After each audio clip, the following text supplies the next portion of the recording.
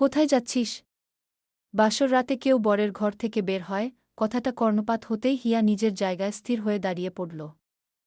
দাদিজান রুমের ভিতরে ঢুকতে ঢুকতে বললেন, বিয়ের রাতে বুয়েরা মাথায় লম্বা ঘোমটা দিয়ে বিছানায় পা তুলে বসে থাকে। তারপর বর এসে ঘোমটা তুলে বুয়ের মুখ দেখে বলেই তিনি রুমের দিকে তাকালেন। অবাক হয়ে বললেন, এ কী অবস্থা রুমের? আমার দাদাভাই কই? শুভ্র পকেটে 2 হাত ভরে জানালার দিকে মুখ করে দাঁড়িয়েছিল।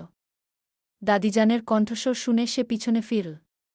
তার গায়ের আকাশি শার্টটির প্রথম 3টি বোতাম খোলা। কপালে বিন্দু বিন্দু ঘাম জমেছে। চোখের দৃষ্টি শান্ত কিন্তু কঠিন। শুভ্র দাদিজানের বড় ছেলের সন্তান। শুভ্রের বাবা মার বিচ্ছেদের পর শুভ্র দাদিজানের কাছেই বড় হয়েছে। যদিও শুভ্রকে নিজের কাছে রাখতে তার বাবা মায়ের মধ্যে কম লড়াই হয়নি। এ ছিল এক আত্মহংকারের লড়াই। দাদি হিয়াকে বিছানায় বসিয়ে দিয়ে বললেন, লক্ষ্মী বুয়ের মতন বস এইখানে গি। হিয়া মাথা নিচু করে রইল। একটু আগে তাকে এই ঘর থেকে বের করে দেওয়া হয়েছে। যদিও দাদি হয়তো বিশ্বাসটা আন্দাজ করতে পারেনি। কিন্তু হিয়ার এই ঘরে এক মুহূর্ত থাকার ইচ্ছে নেই। দাদি শুভ্রের দিকে এগিয়ে গিয়ে বলল, বুয়ের মুখ দেখা হয়েছে? শুভ্র কোনো উত্তর দিল না। তাকে দেখে বোঝার উপায় নেই তার মনের মধ্যে কি চলছে। তবে প্রলয়ের আগের গুমোট ভাব তার চোখে মুখে। কিন্তু এই মিষ্টি মেয়েটির মুখ দেখেও কি তার নাতির রাগ কমেনি?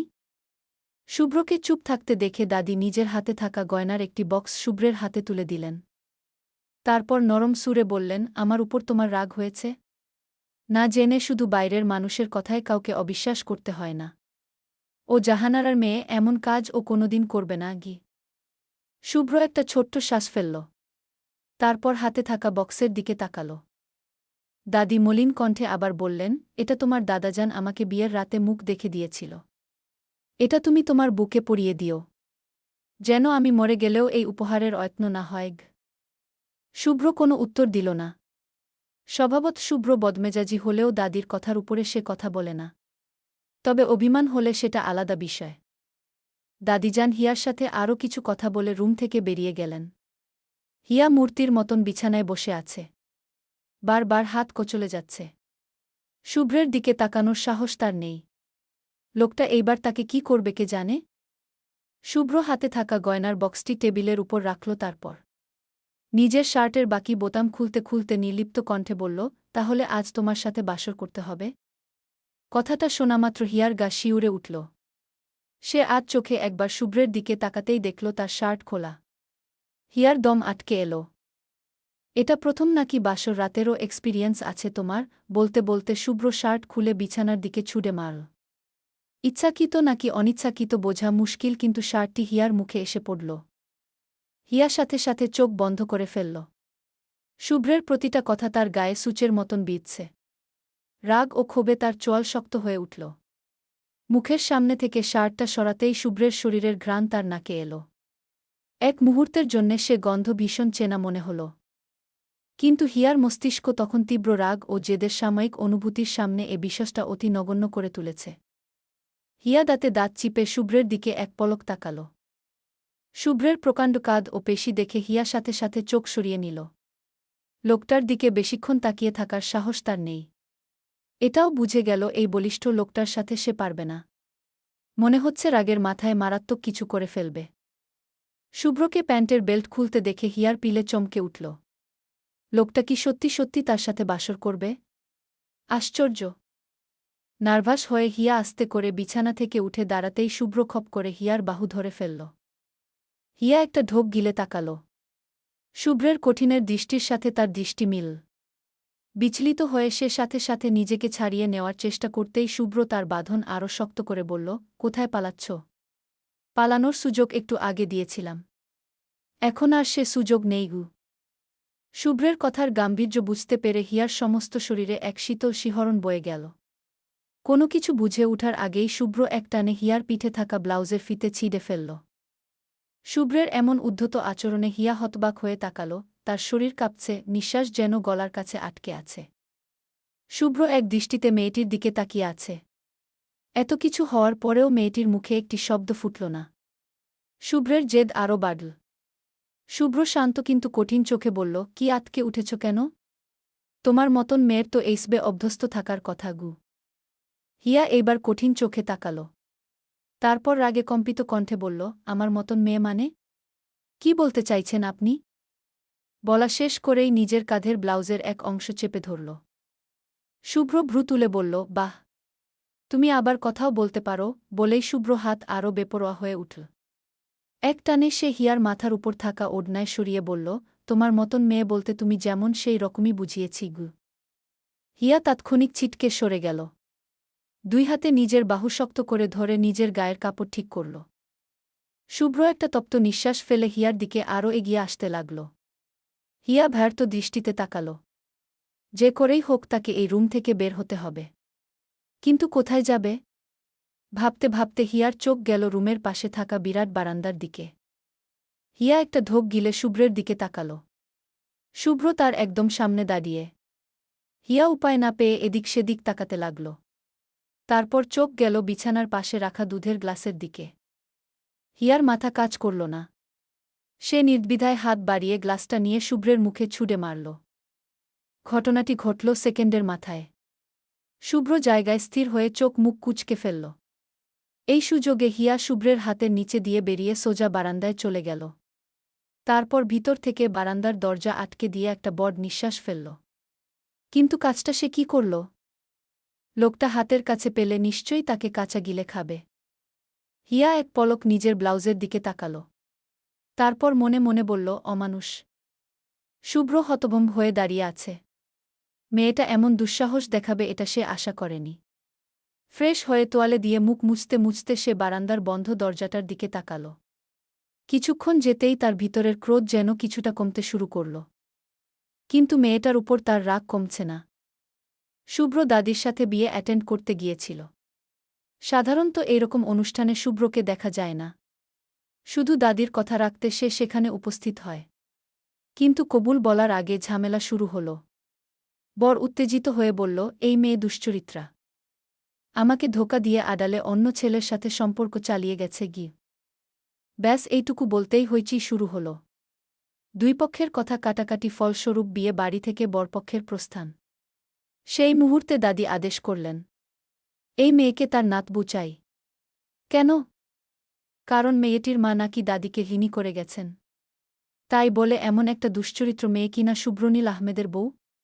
শুভ্র বিয়েটা করেছে ঠিকই, কিন্তু তার মনে মেয়েটিকে নিয়ে তীব্র ঘৃণা তৈরি হয়েছে। মিথ্যে বলা ও অন্যকে ধোঁকা দেওয়া মানুষকে সে অপছন্দ করে। কিছুক্ষণ যেতেই শুভ্র বারান্দার দরজার দিকে এগিয়ে গেল। তারপর দরজায় টোকা দিতেই হিয়া চমকে উঠল। তার চোখ বেয়ে বিন্দু বিন্দু জল গড়িয়ে পড়ছে। সে দরজার সাথে একদম পিঠ করে মেঝেতে গুটিয়ে বসে আছে। দরজার টোকা আরও জোরে পড়তে লাগল। আতঙ্কে হিয়ার শরীর শিউরে উঠেছে। এ যেন এক দুঃস্বপ্নের রাত। শুভ্র আপনাকে সম্মান করে সে কারণেই কিছু বলছে না। নয়তো এমন চরিত্রহীন মেয়েকে কোনো ছেলেই বউ হিসাবে গ্রহণ করে না। সেখানে আপনি তো এই বাড়ির বউ করে নিয়ে এলেন। চাচি নাস্তার টেবিলে বেশ ক্ষুব্ধ হয়ে কথাটা বলল। মানুষের থেকে আমি কারোর চরিত্রের সার্টিফিকেট নিব না। আমি খুব ভালো করেই জানি আমি কি করেছি, বেশ গম্ভীর গলায় বললেন দাদি। নাস্তার টেবিলের বাকি সবাই চুপ করে আছে। এ বিষয়ে নাক গলানোর সাহস কারোর নেই। ছোট চাচা শিল্পী মানুষ, তিনি নিজের শৈল্পিক কাজ নিয়ে সারাদিন ব্যস্ত থাকে। তবুও কি ভেবে তিনি বলে উঠলেন, মেয়েটির প্রতি আপনার এত স্নেহ থাকার কারণ কি সেটা তো বুঝতে পারছি না। নিজের সন্তানের প্রতি তো কোনোদিন আপনি মমতা ভরা দৃষ্টিতে তাকালেন না গ।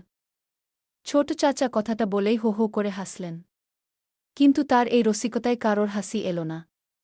তার মা ও বউ দুইজনেই রাগী চোখে তাকিয়ে আছে। অনন্যা নিজের বাবার দিকে নিশ্চুপে পানি এগিয়ে দিল। ভুল জায়গা, রসিকতা করা বাবার একটা বাজে স্বভাব। দীপু কলেজে যাওয়ার জন্যে রেডি হয়ে নিচে নামল। নাস্তার টেবিল এত থমথমে দেখে হেসে উঠে বলল, আবার কিছু হয়েছে নাকি? কেন? তোমার নতুন ভাবিকে দেখনি? চাচি চায়ে চুমুক দিয়ে বললেন। দীপুর মাথায় আকাশ ভেঙে পড়ল। নতুন ভাবি? সেটা আবার কে? পুরো ঘটনা শুনে সে আরও হতভম্ব। সঙ্গে সঙ্গে দৌড়ে দোতলায় উঠে গেল। হিয়া খুব আস্তে করে বারান্দার দরজা খুলে রুমের ভিতরে তাকাল। তাকাতেই দেখল বিছানায় শুভ্র গভীর ঘুমে তলিয়ে আছে। হিয়া তবুও সাহস পাচ্ছে না। আরও কয়েক সেকেন্ড শুভ্রের দিকে তাকিয়ে রইল। নড়াচড়া নেই, মানে নিশ্চয়ই অমানুষটা ঘুমিয়েই আছে। হিয়া পা টিপে টিপে রুমে ঢুকল। সারা রাত তাকে মশার কামড় খেতে হয়েছে। আর এই নবাব কিনা আয়েশ করে ঘুমাচ্ছে। হিয়া এক পলক শুভ্রের দিকে তীক্ষ্ণ চোখে তাকিয়ে ওয়াশরুমে চলে গেল। এই অগ্নিগিরি জেগে উঠার আগেই তার ফ্রেশ হয়ে এই রুম থেকে বের হতে হবে। দরজায় টোকা পড়তেই শুভ্রের ঘুম ভাঙল। খুব ধীরে সে উঠে বসল। তারপর ঘড়ির দিকে তাকাতেই দেখল সকাল ৮টা বাজে। অজান্তেই তার চোখ গেল বারান্দার দিকে। দরজাটা খোলা। মেয়েটিকে কোথাও দেখা যাচ্ছে না। ভাবতে ভাবতেই আরেকবার টোকা পড়ল। শুভ্র দরজা খুলতেই দেখল দীপু দাঁড়িয়ে আছে। তার চোখে মুখে বিস্ময়। ভাইজা, তুমি বিয়ে করেছ? আমি তো কিছুই জানি না। ভাবি কোথায়? কি আশ্চর্য! সবাই সব কিছু জানে অথচ আমি কিছু জানি না, দীপু গড় গড় করে বলে উঠল। দীপু শুভ্রের ফুফাতো বোন। মেয়েটা এই বাড়িতে থেকে নিজের পড়াশোনা করছে। শুভ্র দীপুর এত আগ্রহ দেখে বলল, তোর কলেজের টাইম হয়েছে না? কলেজে যাও।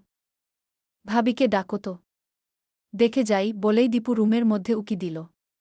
কিন্তু শুভ্রের কঠিন দৃষ্টি নজরে পড়তেই সে স্মিত হাসি দিয়ে বলল, আচ্ছা, তাহলে ফিরে এসেই দেখব গু। আমার কফি পাঠাতে বল বলেই শুভ্র দরজা বন্ধ করে দিল। দরজা বন্ধ করে শুভ্র পুরো রুমটায় চোখ বুলিয়ে নিল। তারপর ঝর্নার শব্দে শুভ্র ওয়াশরুমের দিকে তাকাল। গোসল শেষে হিয়া কাপড় বদলে ফেলেছে। এইবার তার একটু আরাম লাগছে। ওয়াশরুমের দরজা আস্তে করে খুলে সে একবার রুমের দিকে তাকাল। বিছানা খালি, লোকটাকে কোথাও দেখা যাচ্ছে না। তার মানে ঘরে নেই। এই সুযোগেই তাকে বের হতে হবে। হিয়া দরজা খুলে এক পা বাইরে রাখতেই দেখল শুভ্র পাশের দেওয়ালের সাথে হেলান দিয়ে দাঁড়িয়ে আছে। তার চোখের ভাষা জটিল। হিয়ার আত্মা বেরিয়ে আসার উপক্রম হল। সে তাৎক্ষণিক দরজা আটকে ফেলার চেষ্টা করতেই শুভ্র এক হাতে দরজার হ্যান্ডেল ধরে ফেলল। হিয়া চোখ বড় করে তাকাল।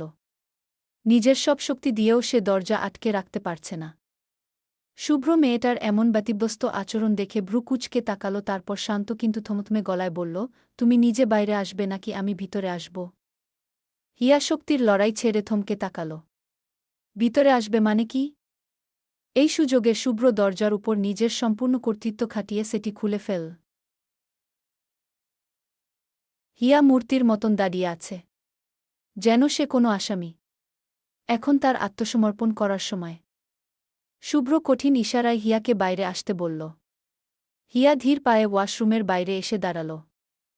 শুভ্র মেয়েটির পা থেকে মাথা অবধি দেখল। তারপর জেরা করে বলল, কার পারমিশনে তুমি গোসলে গিয়েছ? হিয়া ভূত দেখার মতন করে তাকাল। কি? গোসলে যাওয়ার আগে এখন এই লোকটার পারমিশন নিতে হবে? এটা কেমন কথা? ইহ জীবনে সে এমন কথা দ্বিতীয়টি শুনেনি। এই ঘরে থাকার অনুমতি দিয়েছি, তার মানে এই না যে তোমার যা ইচ্ছে তাই করবে। আমার অনুমতি ছাড়া কোনো জিনিসে হাত দিবে না।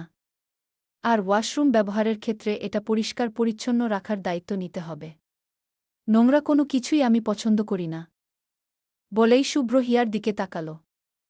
হিয়া তীক্ষ্ণ চোখে তাকাল। শেষের কথাটা যে শুভ্র তাকে উদ্দেশ্য করে বলেছে সেটা সে বুঝেছে। কি বললাম বুঝতে পেরেছ? শুভ্রের প্রশ্নে হিয়া অনিচ্ছাকৃত হ্যাঁ সূচক মাথা নাড়ল। শুভ্রের মেজাজ তবুও ভীষণ খারাপ লাগছে। মেয়েটাকে দেখে মনে হয় ভাজা মাছ উল্টে খেতে পারে না, অথচ লোক ঠকিয়ে বেড়ায়। মনে পড়লেই শুভ্রের মাথা গরম হয়ে যাচ্ছে। শুভ্র তোয়ালে নিয়ে গোসলে যেতে যেতে বলল, আরেকটা কথা, একদম আমার সামনে ঘুর ঘুর করবে না। আমি তোমার মুখ দেখতে চাই না গি। হিয়া সাথে সাথে মুখ বাঁকিয়ে মনে মনে বলল, ইস, যেন আমি তাকে মুখ দেখাতে বসে আছি। আমিও আপনার মুখ দেখতে চাই না। অমানুষ একটা। শুভ্র গোসল শেষে নিজের ফরমাল পোশাক পরে বের হয়ে এল। ভেজা চুলগুলো তার কপালে এসে পড়েছে। সে চুলের পানি মুছে নিজের চশমা ও ঘড়ি পরে নিল। এরপর রেডি হয়ে হাতে অ্যাপ্রন নিয়ে দরজা খুলতেই ধাক্কা। হিয়ার হাতের থাকা গরম কফির ট্রেটা তাদের ধাক্কায় ফ্লোরে পড়ে চূর্ণ বিচূর্ণ হয়ে গেছে। হিয়া প্রথমে ভেবেছিল গরম কফিতে আজ হয়তো সে পুড়ে শেষ হবে। তাই চোখ মুখ কুঁচকে দাঁড়িয়ে রইল।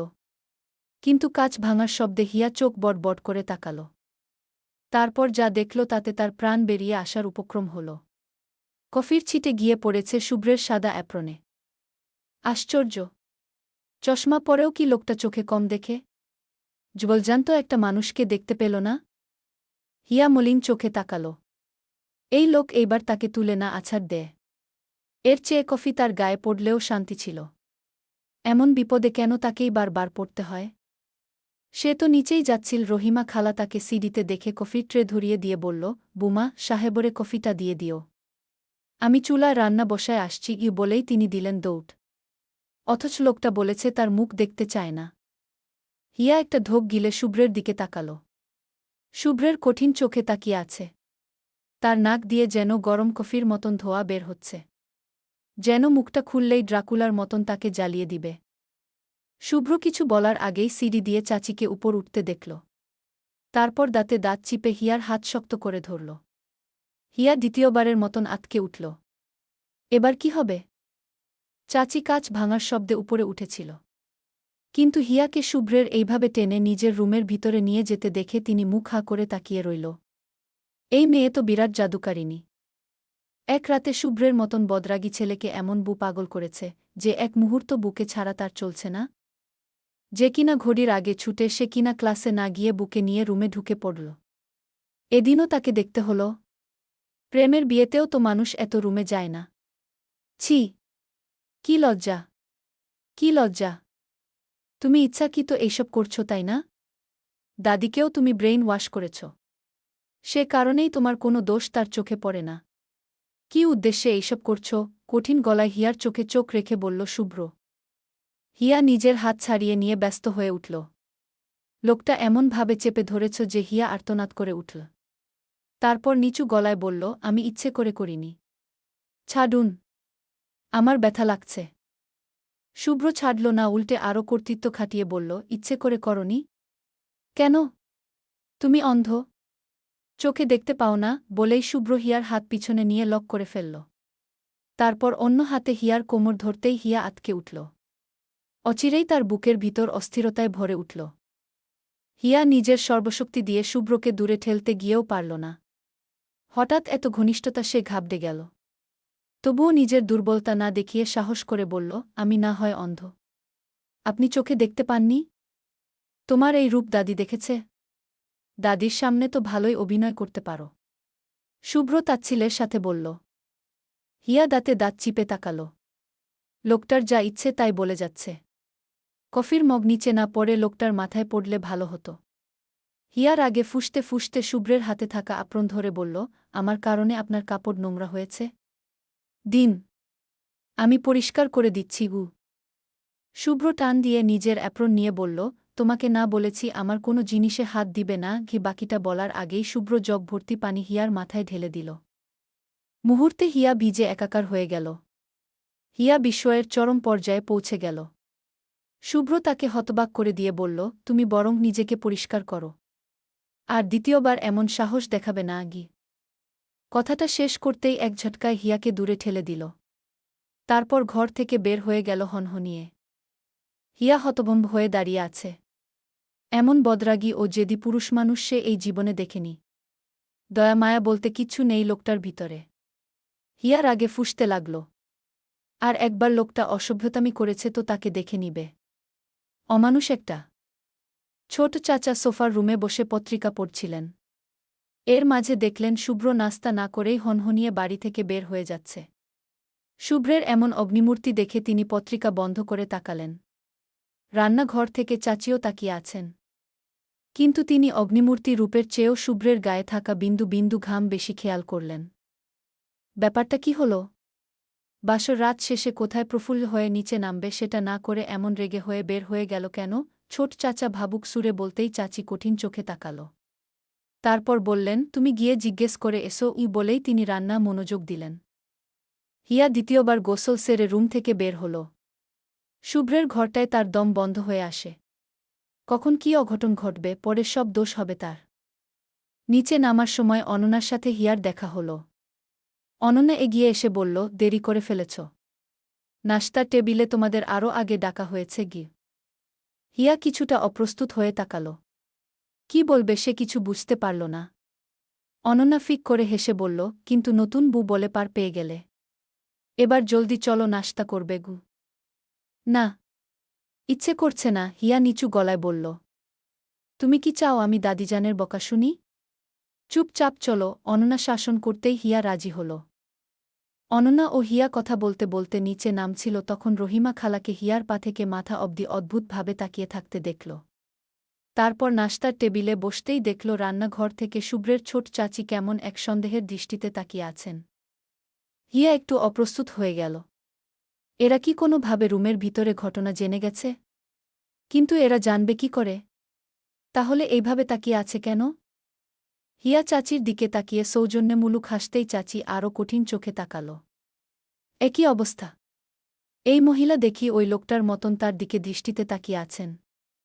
চাচি সন্দেহের দৃষ্টিতে তাকিয়ে আছেন কারণ তার ধারণাই ঠিক হয়েছে। সকালে মেয়েটির পরনে নীল শাড়ি ছিল আর এখন পরে আছে বাসন্তী রঙের শাড়ি। ছি ছি, লজ্জা শরমের মাথা খেয়েছে। চাচির এমন দৃষ্টিতে হিয়ার হেঁচকি উঠে গেল।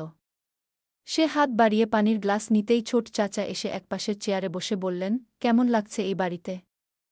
জিবি। চাচা ভালো বলেই সে এক চুমুকে পানির গ্লাস শেষ করল। কিছু মনে না করলে তোমাকে একটা প্রশ্ন করি? হিয়া হ্যাঁ সূচক মাথা নাড়তেই তিনি একটু কেশে বললেন, আমাদের শুভ্র সাহেব দেখলাম খুব রেগে বের হয়ে গেল। ঘটনা কি? বলেই তিনি তার মেয়ে ও বউয়ের দিকে তাকালেন।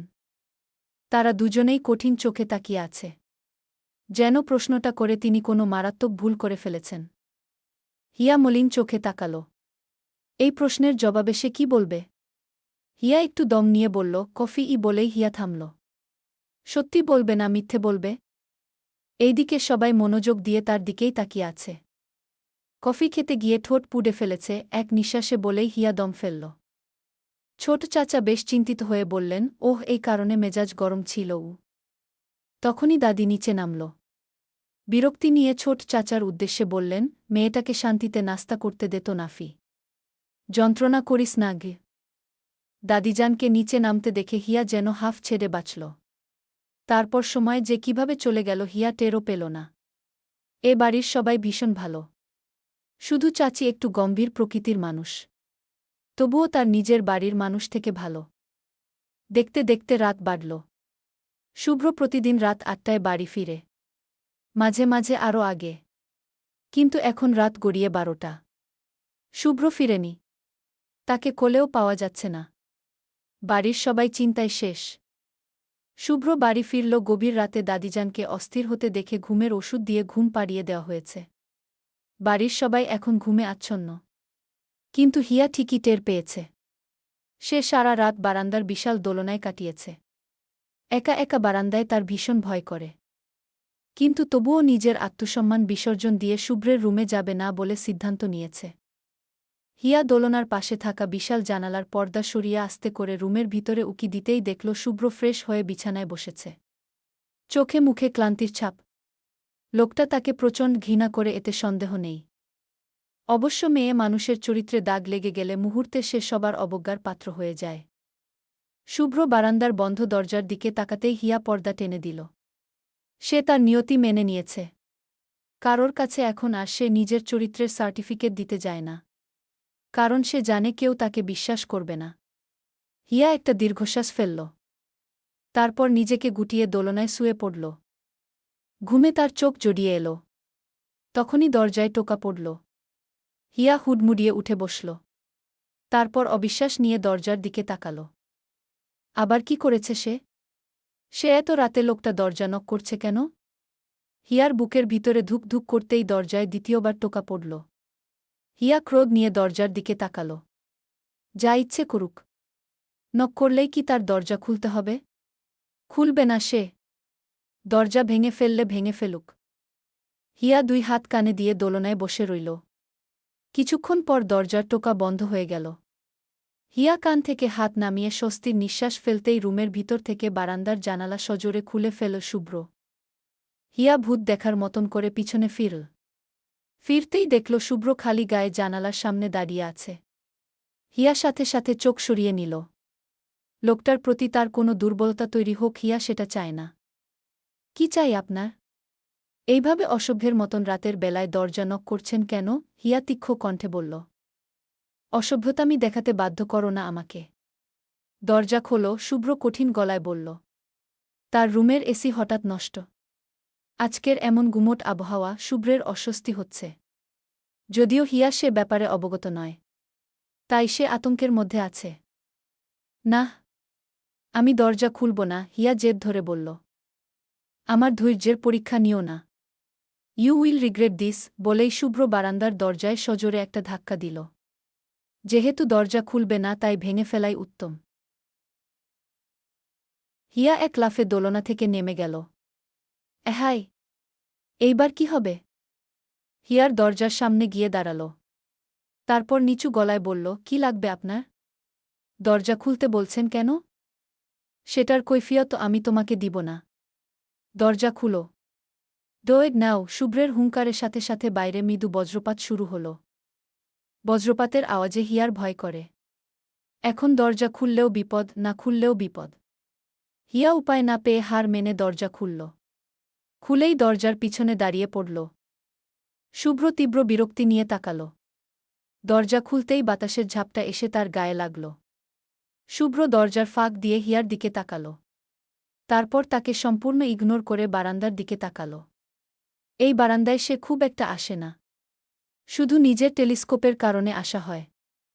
শুভ্র বৃষ্টির হাত থেকে বাঁচাতে নিজের টেলিস্কোপের উপর কভার দিয়ে মুড়িয়ে দিল।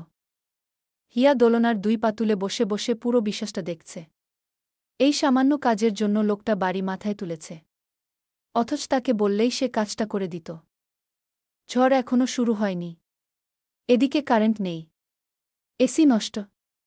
শুভ্রের মেজাজ ভীষণ খারাপ। এর মধ্যে এই মেয়েটা তার সামনে ঘুর ঘুর করে যাচ্ছে। শুভ্র একটা চেয়ার এনে বারান্দায় বসল। এইখানে ভালো বাতাস পাওয়া যাচ্ছে। তার একটু ঠান্ডা হাওয়া দরকার। শুভ্রকে বারান্দায় বসতে দেখে হিয়া উঠে এল। তারপর দূরত্ব বজায় রেখে খুব আস্তে বলল, আপনি এখানে বসে আছেন কেন? শুভ্র আজ চোখে তাকাল, তারপর তাচ্ছিলের সাথে বলল, তোমাকে দেখতে। হিয়া সাথে সাথে অন্যদিকে তাকিয়ে মুখ বাঁকাল। লোকটা সোজা ভাষায় কথা বলতে পারে না। তুমি কি আমার বারান্দা দখলের পরিকল্পনা করছ? শুভ্র বুকের কাছে হাত ভাঁজ করে প্রশ্ন করল। হিয়া ভ্রু কুঁচকে তাকাল।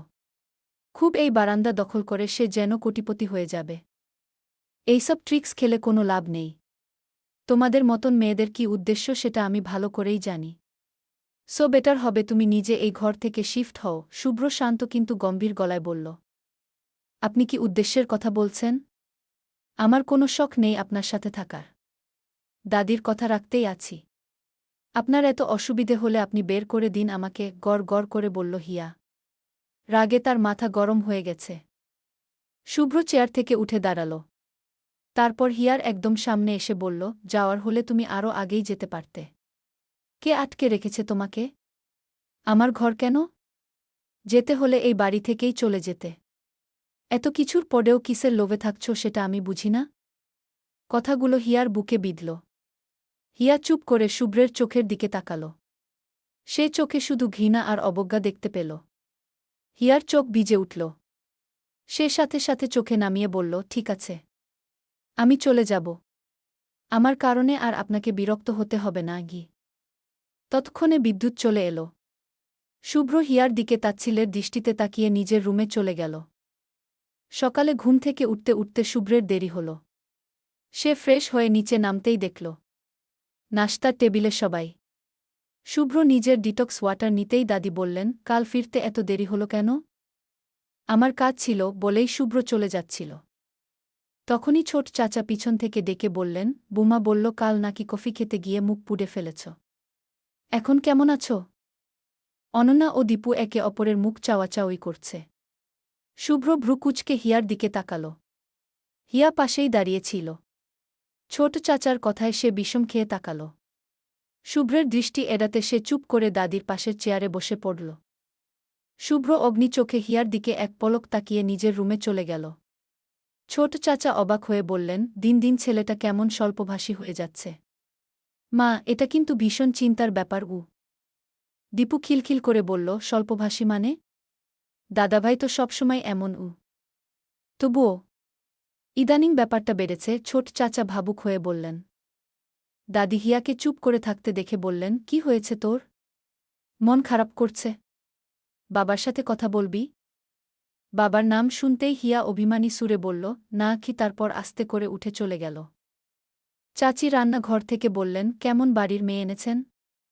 এখন পর্যন্ত একবারও মেয়ের খোঁজ পর্যন্ত নেয়নি গে। অনন্যা নিজের মায়ের কথার সাথে একমত পোষণ করে বলল, এটা কিন্তু মা ঠিক বলেছে। একবার ফোন তো করতে পারত। সৎমা আর কি খোঁজ নিবে? মেয়েটা বেঁচে আছে এটাই তো অনেক। জোর করে একটা লম্পটের সাথে বিয়ে দিয়ে দিচ্ছিল, দাদি ক্ষোভ ঝেড়ে বললেন। বাবা তো আপন। তিনিও তো একবার খোঁজ নিলেন না, চাচি তাচ্ছিলের সুরে বললেন। আকরাম সাহেব তো দেশের বাইরে থাকে শুনেছি।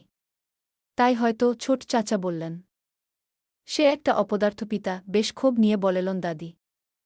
হিয়া সিঁড়ি বেয়ে উপরে উঠেছে ঠিকই, কিন্তু রুমে যেতে তার ইচ্ছে করছে না। এই বাড়িতেও তার থাকতে ইচ্ছে করছে না। বাড়ির সবাই অনেক ভালো, কিন্তু তার আত্মসম্মান আছে। কাল রাতের ঘটনার পর সে অনেক চিন্তা করেছে।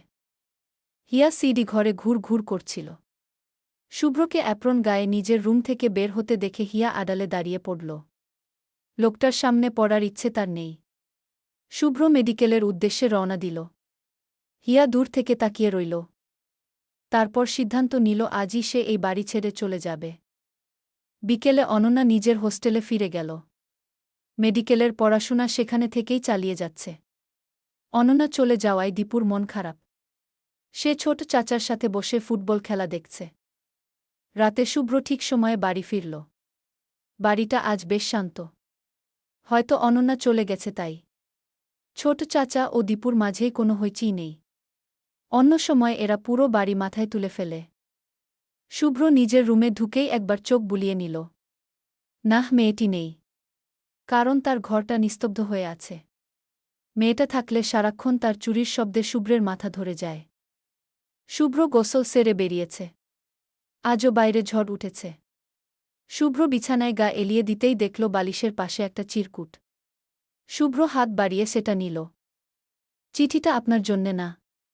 দাদিকে লেখার সাহস আমার হয়নি। তিনি আমার সবচেয়ে কঠিন দিনে আমার মাথায় ছায়ার মতন হাত রেখেছেন। এই ভালোবাসা ফিরিয়ে দেওয়ার দুঃসাহস আমার নেই। কিন্তু আমি চাই না আপনার গলায় কাটার মতন বিঁধে থাকতে। তাই আমি এই মায়া ত্যাগ করে চলে যাচ্ছি। আপনি দাদিকে বলবেন এই অধমকে যেন ক্ষমা করে দেয় গু। শুভ্র চিঠিটা পড়ে সাথে সাথে বিছানায় উঠে বসে পড়ল। তারপর কয়েকটা পলক ফেলল। মেয়েটা সত্যি চলে গেছে। শুভ্র বাইরে তাকালো, ভীষণ জোরে বজ্রপাত হচ্ছে। এই অবস্থায় কোথায় গেল? শুভ্র ব্যাপারটা বুঝে ওঠার আগেই দাদি দরজায় টোকা দিয়ে বললেন, আসব। শুভ্র সাথে সাথে চিরকুট লুকিয়ে ফেলল। তারপর দাদিকে ভিতরে আসতে বলল। আমার উপর তোমার রাগ কমে নাই? বলতে বলতে তিনি শুভ্রের পাশে বসলেন। শুভ্র চুপ করে আছে। তার মাথায় অন্য চিন্তা। মেয়েটাকে সন্ধ্যার পর থেকে দেখছি না। কোথায় গেছে? আমাকে তো না বলে কোথাও যাওয়ার কথা না।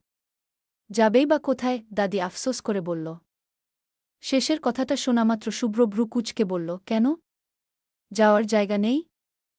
দাদি হোস করে একটা নিঃশ্বাস ফেলল, তারপর বলল, যেই সৎমা তার চরিত্রে দাগ দিয়েছে তার বাড়িতে সে কোনোদিন যাবে না। আর বাবা তো খোঁজ পর্যন্ত নেয় না। গেলে হয়তো মায়ের কবর দেখতে যাবে। কিন্তু যে ঝড়, তাতে আমাকে না বলে যাওয়ার কথা না গিয়ে। শুভ্র বিস্ময় নিয়ে তাকিয়ে আছে। সৎমা? এইসব কিছুই তো সে জানে না। শুভ্র সাথে সাথে প্রশ্ন করে বসল, কবরটা কোথায়? সেটা আমি বলতে পারব না। শুনেছি বাড়ির আশেপাশেই তাকে কবর দেওয়া হয়েছে। বলতে বলতে দাদি উঠে দাঁড়াল। তারপর বলল, যাই আমি একটু বাগানে দেখি। হয়তো মন খারাপ করে বসে আছে গি। দাদি চলে যেতেই শুভ্র কিছুক্ষণ চুপ করে বসে রইল। যাওয়ার কোনো জায়গা নেই। কথাটা যেন শুভ্রের মাথায় গেঁথে গেছে। কাজটা সে একদম ঠিক করেনি। হিয়া বাস স্টেশনে দাঁড়িয়ে আছে। ভিজে সে একাকার। সেখানে শুধু কালো কোট টাই পরা এক ভদ্রলোক ছাতা হাতে দাঁড়িয়ে আছে। এই তীব্র ঝড়ে সবাই যার যার আশ্রয়ে ফিরে গেছে। অথচ হিয়ার কোনো আশ্রয় নেই। ঝড়ের কারণে রাস্তায় পানি উঠেছে। কোনো বাস নেই। হিয়ার কাছে শুধু বাসে করে ফিরবার টাকাটাই আছে। আর যদি বাস না আসে তাহলে সে কি করবে? কোথায় যাবে? জানে না। বাস স্টপে দাঁড়িয়েও লাভ হচ্ছে না। ঝড়ের গতি অনেক বেশি। হিয়া কিছুক্ষণ পর পর ছাতা হাতে দাঁড়িয়ে থাকা লোকটির দিকে তাকাচ্ছে। লোকটার চেহারা দেখা যাচ্ছে না। কিন্তু কেমন রহস্যময় একটা পরিবেশ সৃষ্টি করেছে সে তার চারিদিকে। লোকটা নড়াচড়াও তেমন করছে না। হিয়ার ভয় হচ্ছে। প্রেতাত্মা নয়তো? নীলাভ শূন্যতা। সূচনা পর্ব। নবনী নীলা।